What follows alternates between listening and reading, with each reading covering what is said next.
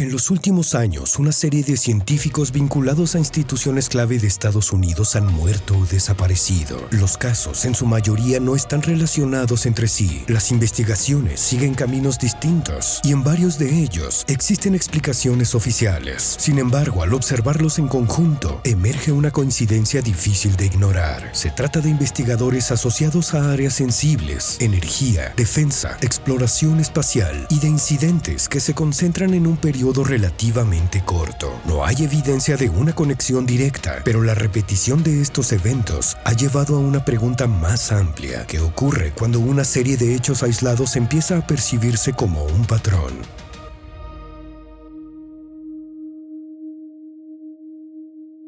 En junio de 2022, un disparo en una vivienda del estado de Alabama puso fin a la vida de una investigadora de 34 años. Su nombre era Amy Eskridge. El informe oficial concluyó con rapidez que se trataba de una decisión personal extrema. El expediente se cerró en el ámbito local. Sin embargo, con el paso de los meses, ese episodio empezó a ser citado en un contexto más amplio que no existía en el momento de los hechos. Eskridge no trabajaba en una institución gubernamental tradicional. Junto a su padre, había impulsado una organización independiente dedicada a explorar conceptos poco convencionales dentro de la física aplicada, conocida como el Institute for Exotic Science. Sus líneas de trabajo giraban en torno a sistemas de propulsión avanzada, un campo que en su vertiente más teórica plantea la posibilidad de desplazamientos no convencionales. En documentos y presentaciones públicas, ella describía hipótesis sobre aeronaves capaces de ejecutar maniobras fuera de los límites habituales de la ingeniería actual. Esas afirmaciones, por su naturaleza, no contaban con verificación independiente dentro de la comunidad científica establecida. En ese mismo conjunto de registros, Eskridge dejó constancia de inquietudes personales relacionadas con su seguridad.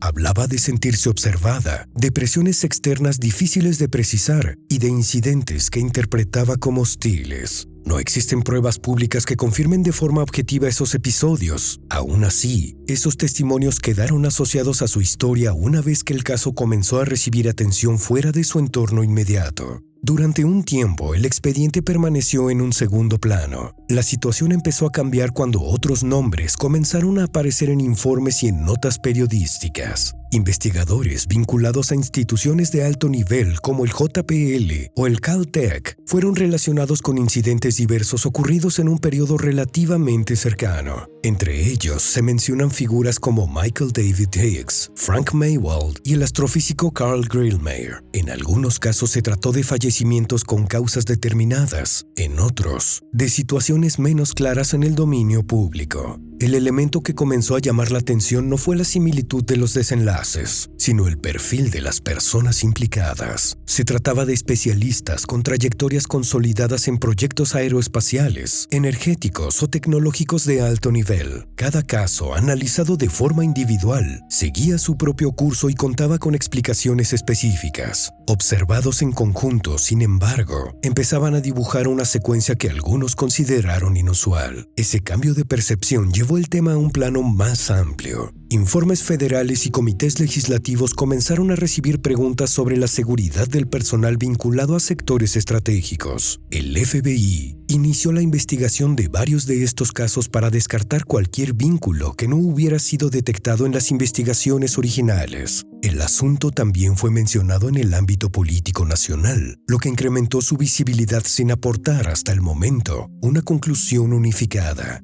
A medida que avanzaban estas revisiones, se hizo evidente una constante. Los expedientes no convergían, las causas, los contextos y las circunstancias diferían entre sí. No obstante, la repetición de incidentes dentro de un mismo entorno profesional mantenía abierto el interés. El caso de Eskridge, que en su origen había sido tratado como un episodio aislado, quedó integrado en esa narrativa más amplia. Hoy esa serie de nombres continúa siendo analizada desde distintas perspectivas. Por un lado, como un conjunto de hechos independientes que coinciden en el tiempo y en el ámbito profesional. Por otro, como una acumulación que invita a buscar relaciones aún no demostradas. Entre ambos enfoques se mantiene una zona de incertidumbre que no ha sido resuelta. Y en ese espacio, entre lo documentado y lo que permanece sin explicación definitiva, el caso de Amy Eskridge continúa ocupando un lugar central. Durante un tiempo, cada caso permaneció contenido dentro de su propia investigación. Sin embargo, con el paso de los meses, algunos de esos nombres comenzaron a aparecer juntos en reportes y artículos que intentaban comprender si existía algo más allá de la coincidencia temporal. Uno de esos nombres pertenece a Nuno Loureiro, investigador especializado en física de plasma. Su trabajo se centraba en comprender el comportamiento del plasma, un estado de la materia fundamental para investigación en fusión nuclear, una línea de estudio que busca replicar en la Tierra los procesos energéticos que ocurren en el interior de las estrellas. A diferencia del caso de Eskridge, el de Loureiro no estuvo rodeado de declaraciones personales ni de registros en los que se expresaran inquietudes previas por su seguridad. Su trayectoria pública se definía por publicaciones académicas, colaboraciones internacionales y participación en proyectos de investigación avanzados. Todo en su perfil respondía a un recorrido profesional estable dentro de la comunidad científica. En ese contexto, su fallecimiento fue reportado en medios como un hecho repentino ocurrido en el ámbito doméstico. Las autoridades locales abrieron una investigación para esclarecer lo sucedido, y las primeras líneas de indagación apuntaron a circunstancias personales. Con el avance del proceso, la información disponible al público se mantuvo limitada y no derivó en una narrativa única que trascendiera más allá del caso específico. El interés en torno a su nombre no surgió únicamente por las circunstancias del suceso, sino por el momento en el que ocurrió. Para entonces, otros episodios ya habían comenzado a ser observados en conjunto, aunque cada uno respondiera a contextos distintos. Los reportes, una vez más, mencionaban al JPL y al Caltech, ampliando el alcance de la discusión. En ese punto, la atención dejó de centrarse en un solo caso para desplazarse hacia una acumulación de nombres que compartían un rasgo común: su participación en proyectos científicos y tecnológicos de alta especialización. El caso de Nuno Loureiro quedó así integrado en una secuencia más amplia que, al igual que en el caso de Amy Eskridge, no cuenta con una explicación unificada. Dos trayectorias distintas, dos contextos diferentes y un mismo punto de convergencia: su aparición dentro de una lista que hasta ahora continúa siendo interpretada de formas opuestas según el enfoque desde el que se observe. A medida que más nombres comenzaban a aparecer en ese mismo contexto, algunos casos dejaron de ofrecer un desenlace claro. En ciertos registros, la ausencia de respuesta pasó a ser el elemento dominante. Entre ellos, uno en particular comenzó a recibir una atención creciente por el perfil de la persona implicada. Se trata de William Neil McCasland, general retirado de la Fuerza Aérea de Estados Unidos, ingeniero astronáutico y antiguo responsable del Air Force Research Laboratory, una de las principales instalaciones dedicadas al desarrollo tecnológico dentro del ámbito militar. Durante su carrera estuvo vinculado a programas relacionados con sistemas aeroespaciales, materiales avanzados y proyectos de investigación estratégica. Tras su retiro del servicio activo en 2013, continuó su actividad en el sector privado, ocupando cargos directivos en empresas orientadas a la innovación de defensa. Parte de su trayectoria se desarrolló en la base aérea de Wright-Patterson, una instalación que, más allá de su relevancia científica y tecnológica, ha sido mencionada en el ámbito de la cultura popular en relación con relatos sobre fenómenos aéreos no convencionales.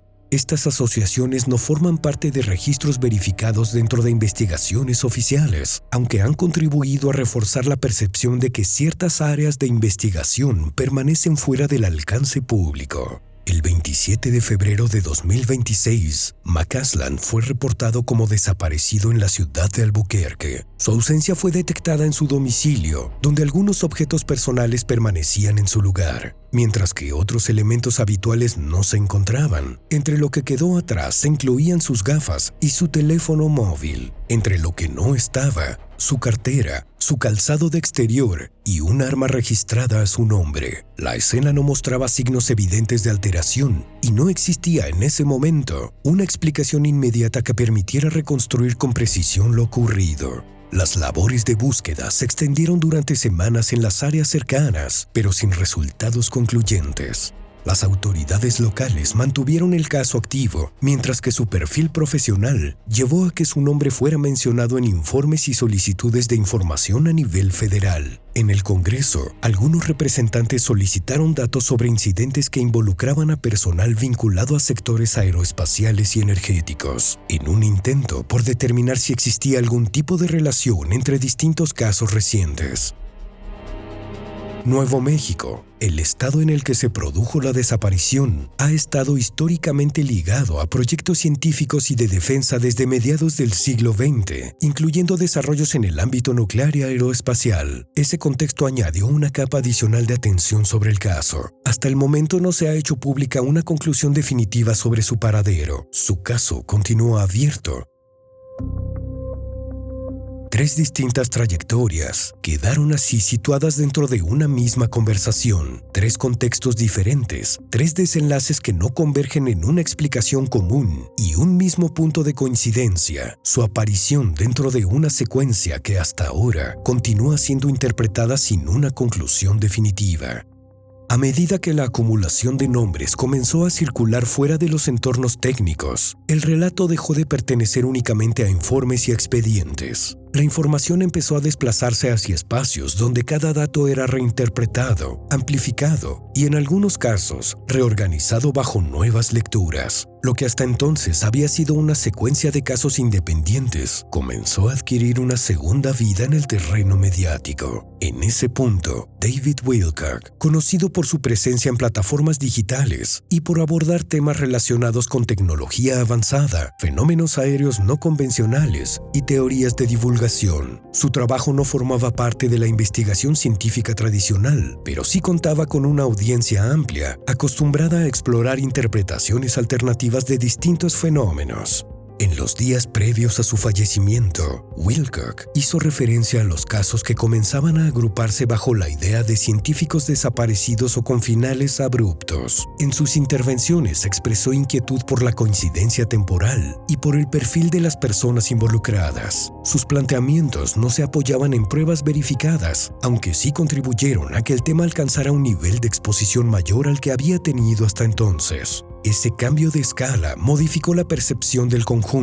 Lo que en su origen se había analizado desde el detalle de cada expediente, empezó a ser interpretado como una narrativa continua. Los nombres de Amy Eskridge, Nuno Loureiro o William Neil McCasland dejaron de aparecer de forma aislada y comenzaron a mencionarse dentro de una misma secuencia. El propio caso de Wilcock añadió una nueva capa a esa conversación. Su fallecimiento, ocurrido en abril de 2026 en el estado de Colorado, fue descrito por las autoridades como resultado de una crisis personal. La información disponible no apuntó a factores externos ni a elementos que lo conectaran con los casos que él mismo había mencionado. Sin embargo, el momento en el que se produjo y el contenido de sus intervenciones recientes llevaron a que su nombre se integrara en el mismo contexto mediático.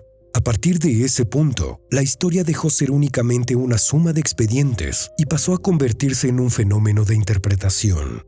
En algunos espacios se insiste en la posibilidad de una relación no demostrada. En otros se mantiene la lectura de coincidencias dentro de un mismo entorno profesional. Entre ambos enfoques, la narrativa continúa expandiéndose sin una conclusión compartida. En el cruce entre lo documentado y lo interpretado, la historia alcanza su punto más amplio. Ya no se trata únicamente de comprender qué ocurrió en cada caso, sino de observar cómo una serie de eventos, al ser reunidos bajo una misma mirada, puede transformar su significado. La secuencia permanece abierta, sin una explicación definitiva, mientras cada nuevo dato es incorporado a un relato que continúa en desarrollo.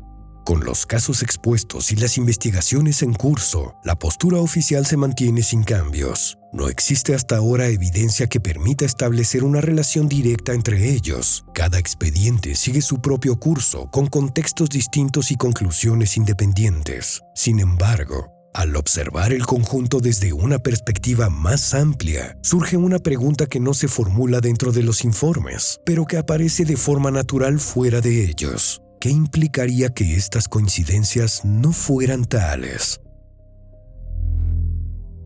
El perfil de las personas involucradas introduce un elemento difícil de ignorar. Se trata de especialistas vinculados a sectores donde el conocimiento no solo tiene un valor académico, sino también estratégico: energía avanzada, sistemas aeroespaciales, investigación nuclear, desarrollo tecnológico de alta sensibilidad, ámbitos en los que la información representa una ventaja competitiva a escala internacional. En ese contexto, una de las interpretaciones posibles se sitúa en el terreno del espionaje tecnológico. A lo largo de las últimas décadas, la competencia por el acceso a desarrollos clave ha formado parte de una dinámica constante entre estados. La obtención, protección o interrupción de ese conocimiento puede alterar el equilibrio de áreas críticas. Si una secuencia de incidentes afectara de forma selectiva a perfiles de este nivel, su impacto no se limitaría a casos individuales, sino que se proyectaría sobre líneas completas de investigación.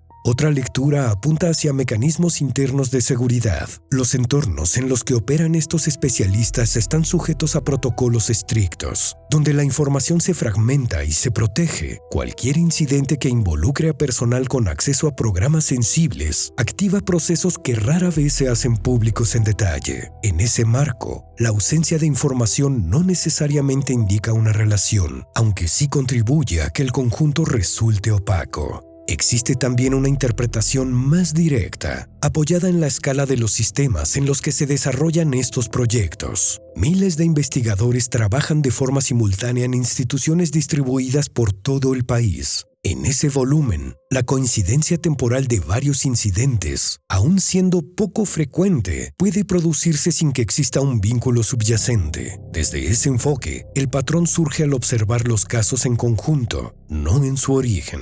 A estas lecturas se suma un elemento adicional: el tipo de lugares en los que se sitúan algunos de estos hechos. No comparten una misma ubicación, pero sí un mismo tipo de entorno. Instalaciones científicas, centros de desarrollo tecnológico y estructuras vinculadas a la defensa. En estados como Nuevo México, ese entramado adopta incluso una forma definida dentro del llamado corredor tecnológico, donde se concentran algunos de los proyectos más sensibles del país. Esa coincidencia refuerza una idea central: el contexto en el que se desarrollan estos perfiles no es común. Entre estas posibilidades no hay una respuesta definitiva. Lo que permanece es la acumulación de nombres, la proximidad temporal y el perfil compartido de quienes forman parte de esta secuencia. Y es precisamente en ese punto donde la historia mantiene su fuerza, no en lo que se ha confirmado, sino en lo que por ahora permanece sin una explicación concluyente.